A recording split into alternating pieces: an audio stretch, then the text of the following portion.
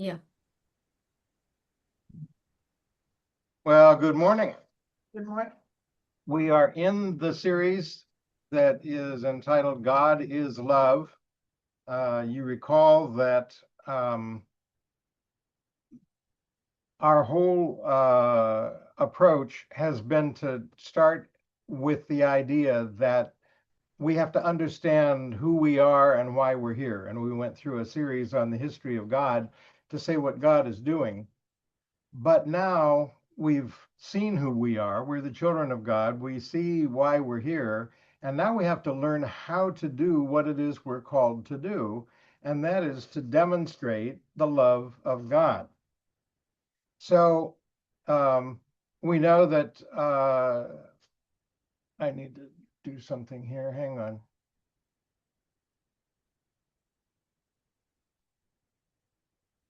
Okay. Um, God knew all his children from before the foundation of the world. The Lamb's Book of Life is already written. And the important thing to remember is that you are in it.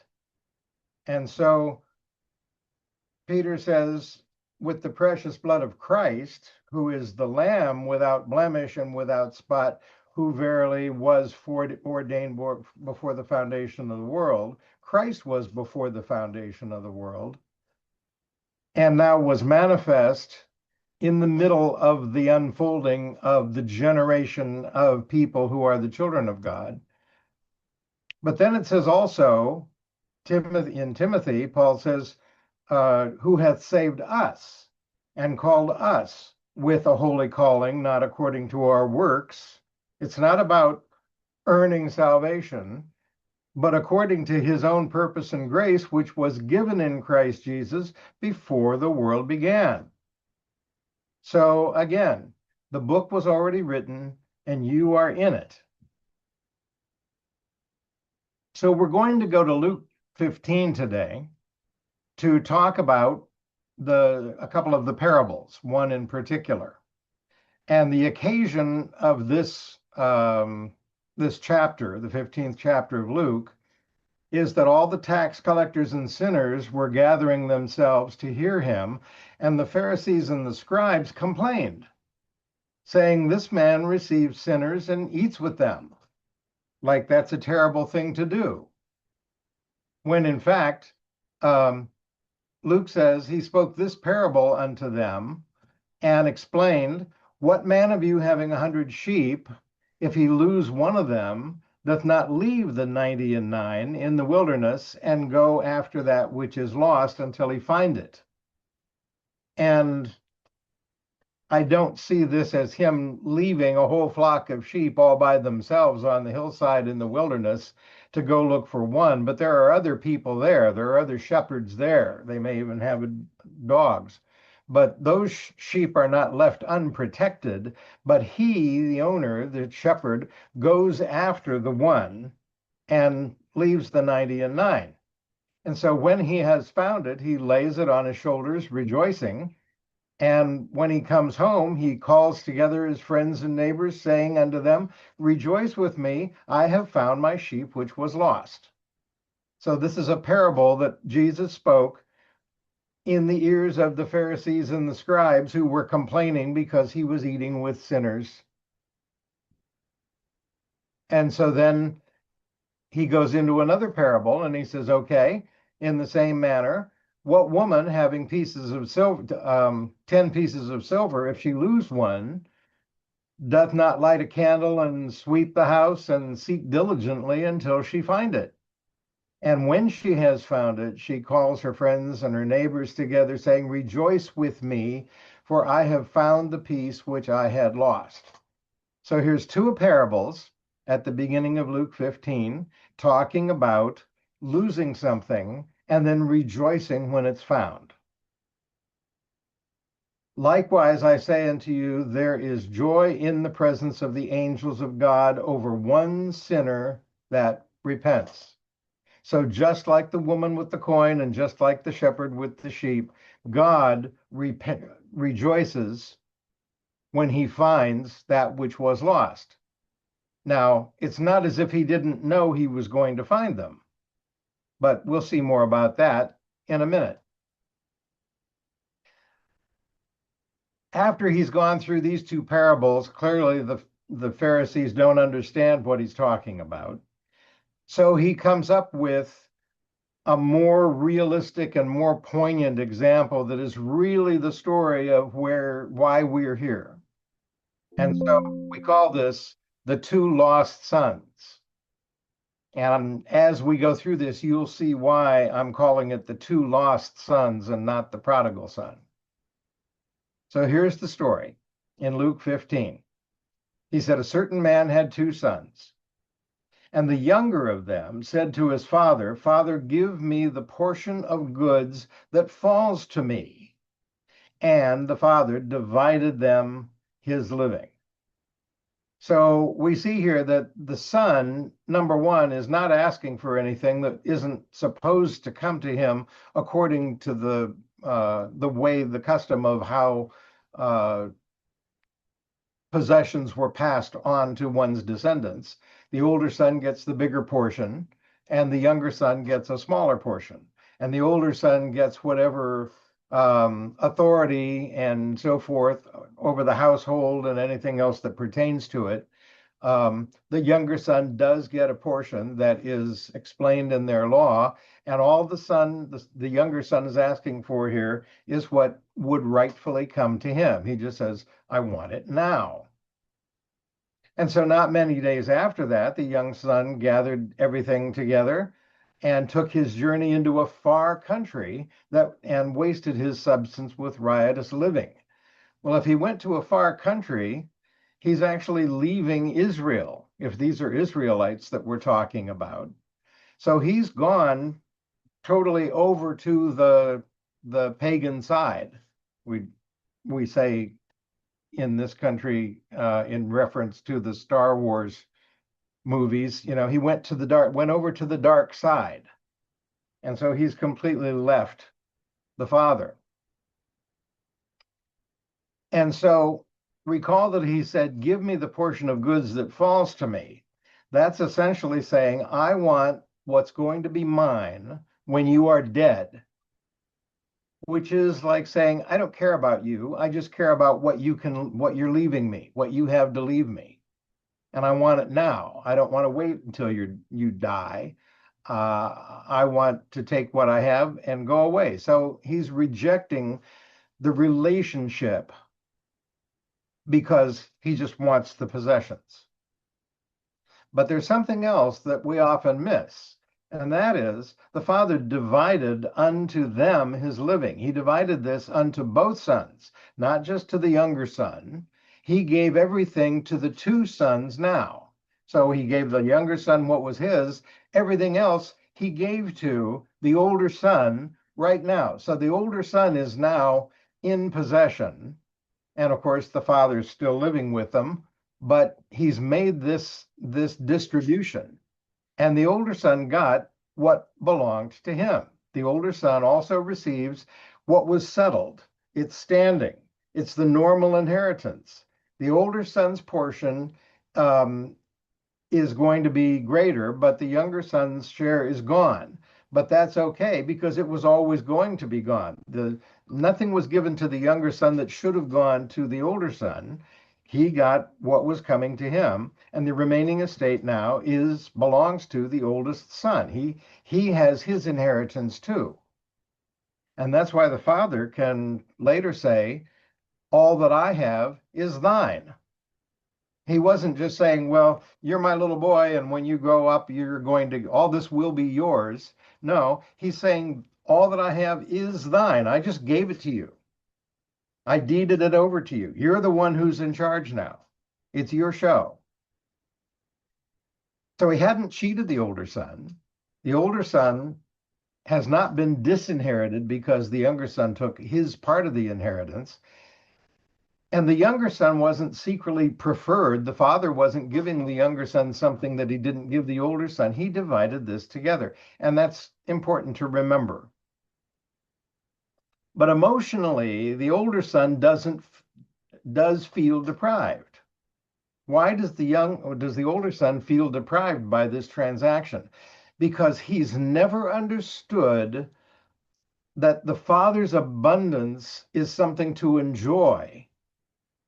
He's treated the house like a workplace rather than a home. He hasn't understood that all of this that the Father has, my Father owns the cattle on 1,000 hills.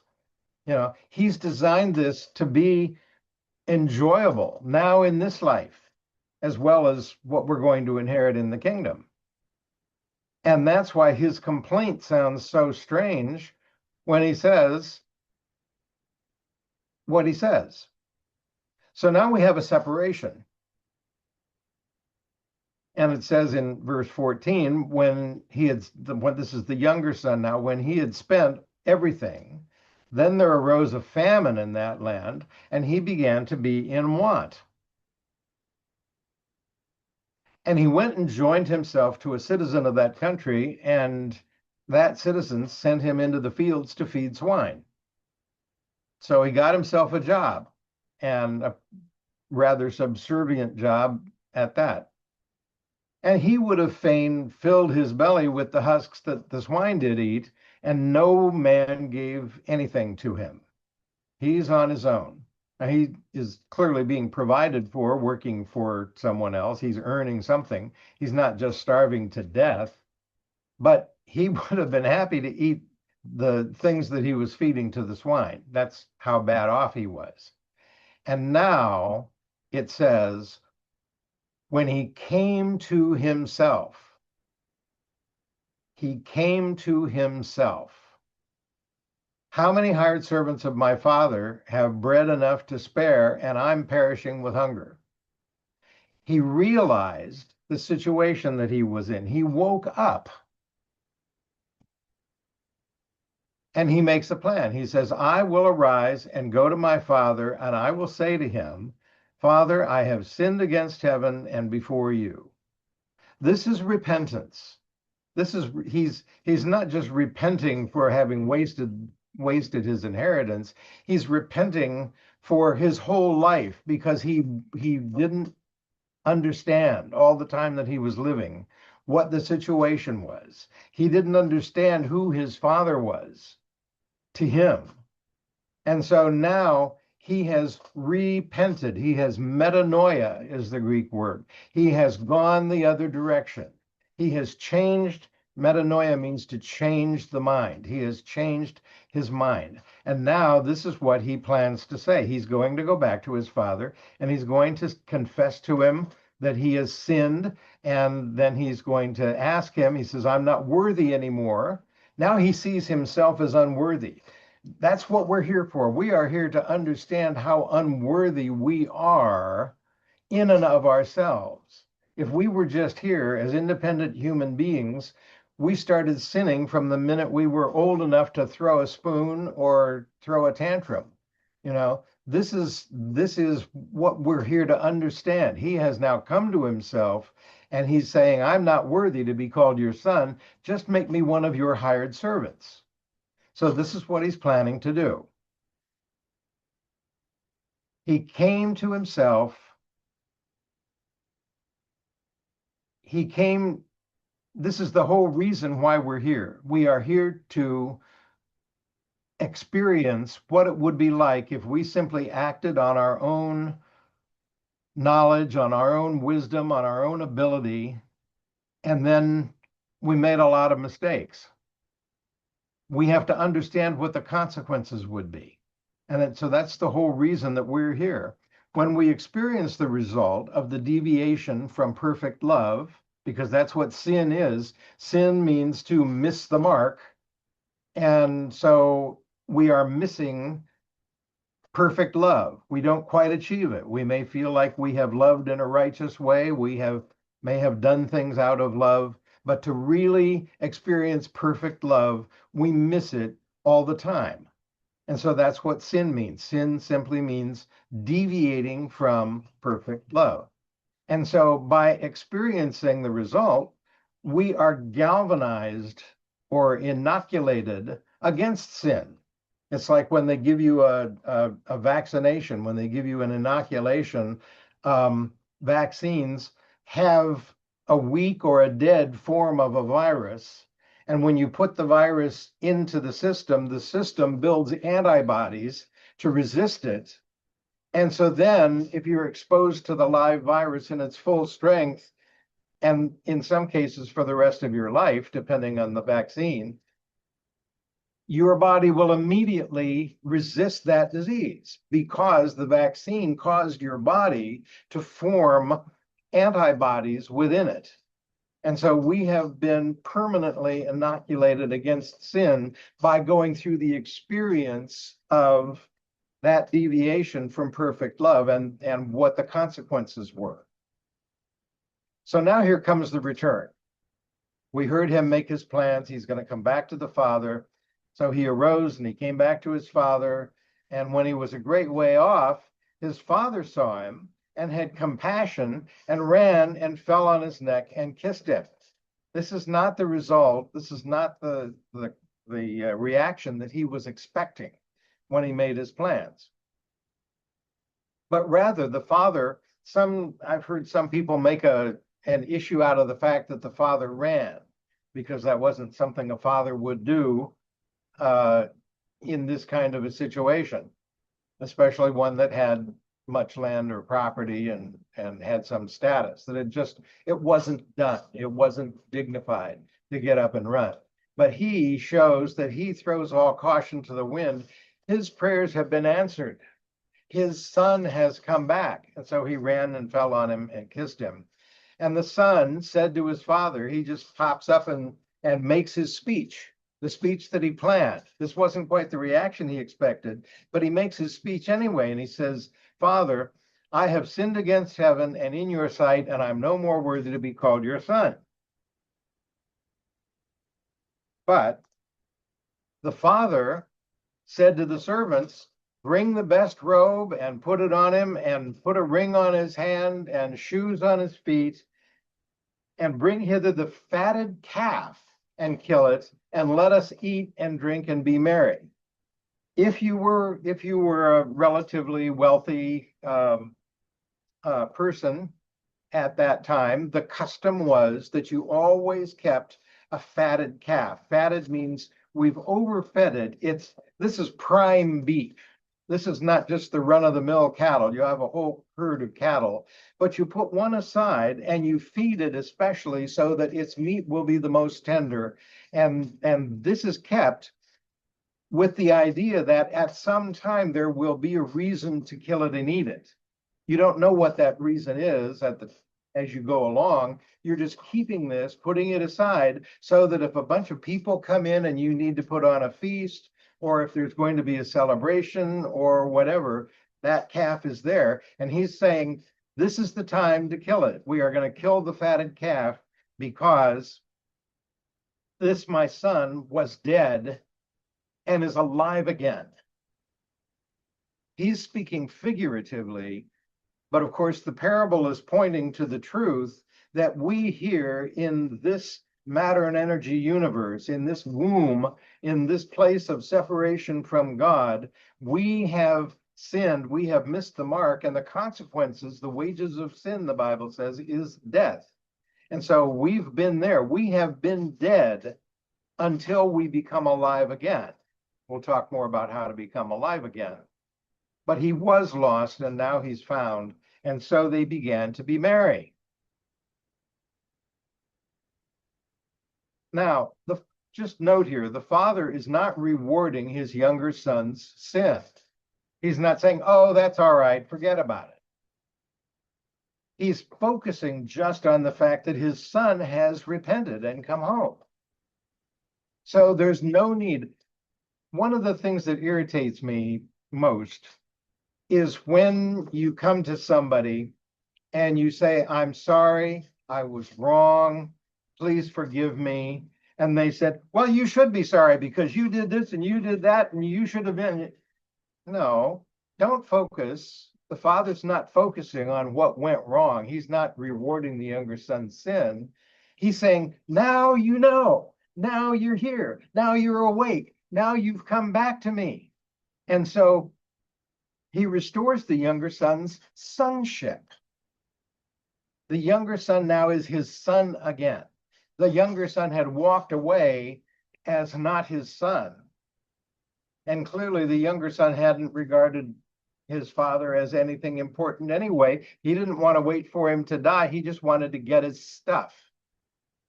But now the son has recognized his father. He has become a son again, and the father restores him as a son. And that distinction is crucial. So the robe and the shoes and the feast don't mean, excuse me, that your rebellion was okay. They mean you are still my son, and life has conquered death. So the younger son had prepared a servant speech, make me one of your servants, but the father interrupted his plan. The son confesses his sin, but the father refuses to let him define the future as a hired servant. He didn't lose his status by his sin of which he repented. The father restored him and said, no, no, no, no, no. You're not going to be a servant now. The father restored his son, and that is what grace means. And Paul says, by grace are you saved through faith, and the faith is not of yourselves, but it's a gift of God. The Father has expressed grace. Now, there's another son, and this is the one that people tend to forget. Even if they read the rest of the chapter, they don't really take it seriously, because let's look at the other son. In 25, he says, now his older son was in the field. As he came and drew nigh to the house, he heard the music making and the dancing. And when he called one of the servants and asked him, what are these things? What do these things mean? The servant said unto him, thy brother has come, and your father has killed the fatted calf, because he has received him safe and sound. And the older brother was angry. The older brother, hearing that his brother had returned, doesn't rejoice at his returning. He's angry, and he wouldn't even go in. So notice now he's separated from his father, as it were. The older brother was in the field. Just think about that for a minute. He was dutiful. He was working. He was not wasting the estate. He was doing what sons are supposed to do. So the older son never did anything wrong. Well, he probably did, but in the larger sense, the older son was doing and being exactly what he was supposed to be. But when the lost son returns, he doesn't share his father's joy. And that reveals that the older son did not merely resent the party, he resented his father's mercy. Think about that. When the younger son returned and the father had mercy and rejoiced, the older son resented his father's attitude, his father's love. He resented his father's love.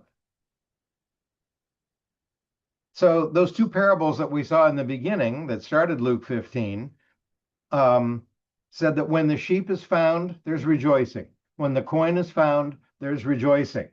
Jesus is answering the Pharisees and scribes who had complained, this man receives sinners and eateth with them. That's the attitude of the older son. That's the attitude that was being resented. That's the attitude that Jesus is trying to preach against and to explain against. In 28, it says, therefore his father came out and entreated him. Now think about this. When the younger son came home, his father ran out to meet him because he was so overjoyed that his son was coming home and that his son was now actually going to be his son. His son finally knew who he was. His son had finally come to himself, and he finally recognized the relationship he should have had with his father all along. And so the father ran out. Now the older son is outside the party. The older son is out in the driveway smoking a cigarette and muttering about what's going on. And the older, well, I don't know that he was smoking a cigarette, but I just threw that in. The father runs out to the older son to entreat him. And he said, answering to his father, But okay, never go load. to such people, very dangerous.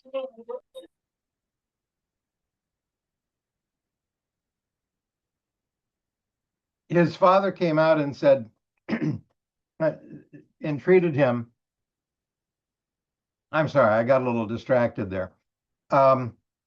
He said, lo, these many years do I serve you. I neither transgressed at any time your commandment, yet you never gave me a kid that I might make merry with my friends. Is that true? We'll look at that in a little more depth.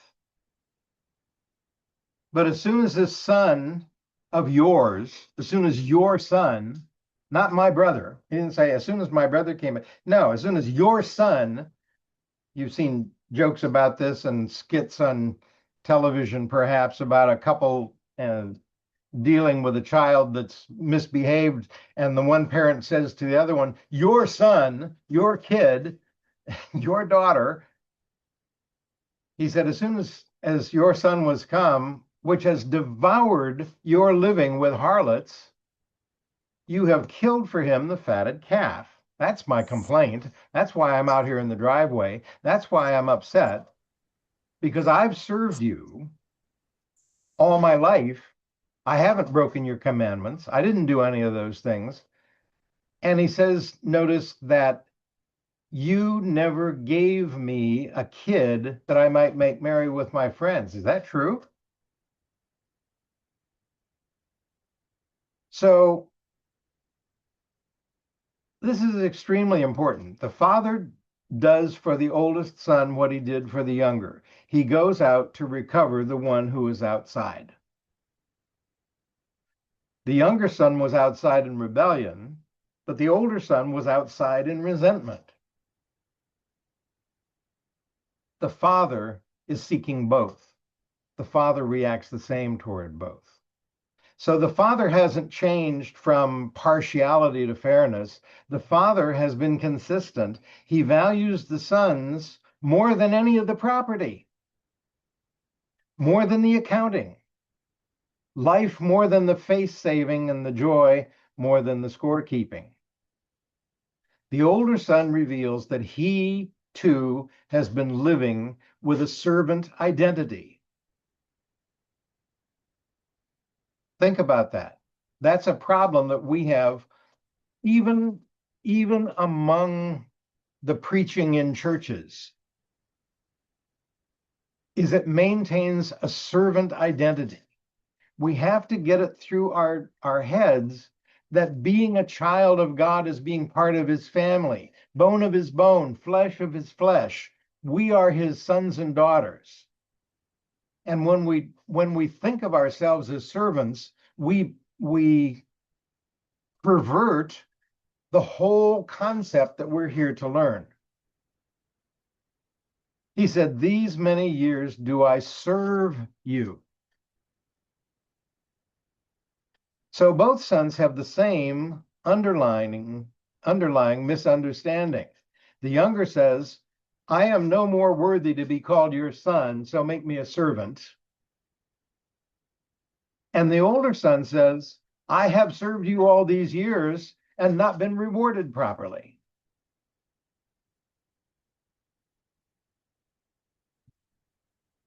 One tries to return as a servant because of sin.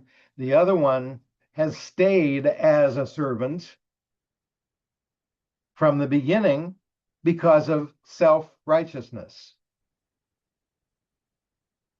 The father wants both to be sons.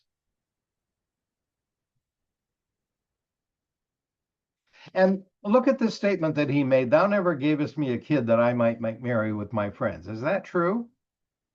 The father says, in effect, well, everything here has always been yours. Remember, I divided your brother's part and your part at the beginning. It's always been yours. Why didn't you just have a feast with your friends? What were you waiting for? You're waiting for me to give it to you? I already gave it to you because I love you. Everything I have is yours. You're the one who has denied yourself what I have given you because you thought of yourself as a servant who didn't deserve.